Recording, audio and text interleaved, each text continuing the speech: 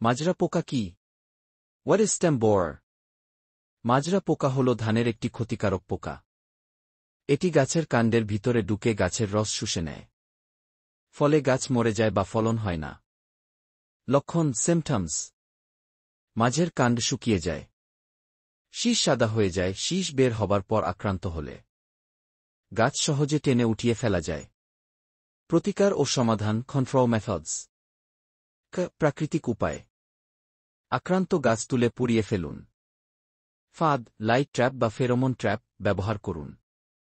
রাসায়নিক উপায়: থায়োডিকার, পাইরিডাবিন, বাইফেনথ্রিন অথবা এমামেকটিন, বেনজয়েড, থায়ামোথোক্সাম অথবা কার্টাপ এসিটামিপ্রিড গ্রুপের কীটনাশক ব্যবহার করুন।